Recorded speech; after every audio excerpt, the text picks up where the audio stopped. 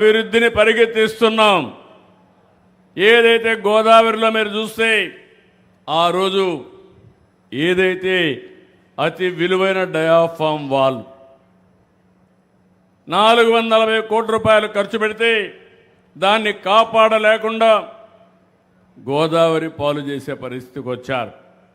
ఈరోజు మళ్ళీ 990 కోట్లు పెట్టాం. పని పూర్తయింది. ఇప్పటికి 89% పనులు పూర్తయినాయి. నేను ఈరోజు హామీ ఇస్తున్నా, రేపు మార్చి లోపల పనులు చేసి నిర్వాసితులందరూ ఆనందంగా ఉండేట్టుగా చేసి ఆ ప్రాజెక్టుని జాతికి అంకితం చేస్తామని మరొక్కసారి మీ అందరికీ విజ్ఞప్తి చేస్తున్నా. అలాంటి విలువైన ప్రాజెక్టు దీనికోసం మీరు చూస్తే 2 ఏళ్లలో 24,000 కోట్ల రూపాయలు సాగునీటి కోసం ఖర్చు పెట్టాం. మొన్నే తుంగభద్ర గేట్స్ కుట్టుకోకపోతే 36 గేట్లు మళ్ళీ రిపేర్ చేసి అవన్నీ కూడా పూర్తి చేశాం. ఇప్పుడే పట్టిసీమ విషయం చెప్పాను. ఈ పట్టిసీమ వల్ల జీవితాలు మారిపోయే పరిస్థితి వచ్చింది. 12 ఏళ్లకు ఒకసారి గోదావరి పుష్కరాలు వస్తాయి. 2 పుష్కరాలు నేనే చేశా ముఖ్యమంత్రిగా. మళ్ళీ 3వ పుష్కరాలు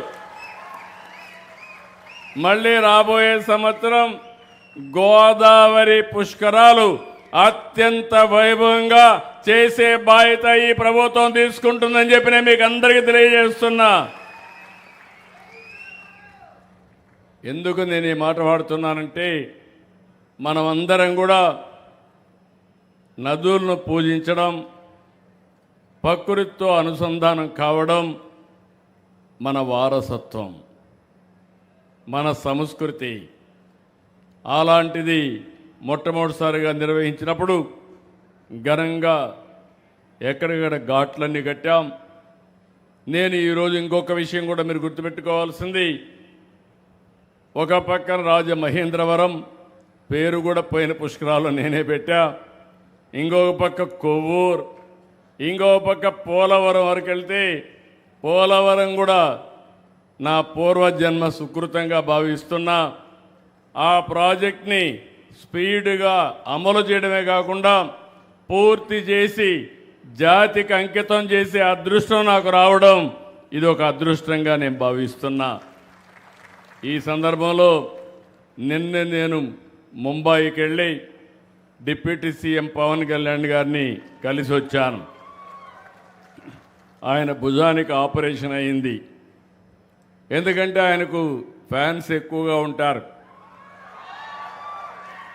ఎక్కడికి బయట వచ్చినా తోపుళ్ళు కూడా అట్నే ఉంటాయి. ముందుకు లాగడం మా రాజకీయ నాయకులకు అందరికీ ఉంటాయి, ఆయనకి ఇంకొంచెం ఎక్కువగా ఉంటాయి. దాంతో భుజం కూడా కొంత దెబ్బతినడం, ఆపరేషన్ చేసుకున్నారు, ఫాస్ట్గా కోలుకుంటున్నారు. నేను ఇప్పుడే పనికి వస్తానంటే కాదు జాగ్రత్తగా చూసుకో. రాజకీయం ముఖ్యం, అదే సమయంలో ఆరోగ్యం కూడా ముఖ్యం. ఆరోగ్యం బాగుంటే ఇంకా బాగా పనిచేసే అవకాశం వస్తుందని చెప్పాను. తొందరలోనే ఇంకా ఒక 3 రోజులు అక్కడే ఉండాలి. తొందరలో వస్తాడు. ఆయన, నేను, నరేంద్ర మోడీ గారు ఒకటే ఆలోచిస్తున్నాం. నరేంద్ర మోడీ గారు ప్రధానమంత్రిగా 2047కు భారతదేశాన్ని వికసిత్ భారత్గా తయారు చేయాలనేది లక్ష్యం. నేను, పవన్ కళ్యాణ్ గారు 2047కి స్వర్ణ ఆంధ్రప్రదేశ్గా తయారు చేయాలనేది మా లక్ష్యం. అందుకే 36 ప్రాజెక్టుల్ని పూర్తి చేస్తున్నాం.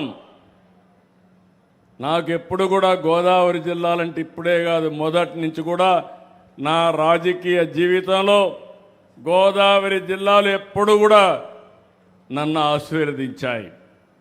ఎంత నమ్మకం అంటే, ఒకప్పుడు తూర్పుగోదావరి జిల్లా సమైక్య జిల్లా, హరికేన్ తుఫాన్ వచ్చింది, 10 రోజులు ఇక్కడే ఉన్నా, మళ్ళీ పునరావాసం కల్పించి మిమ్మల్ని అందరినీ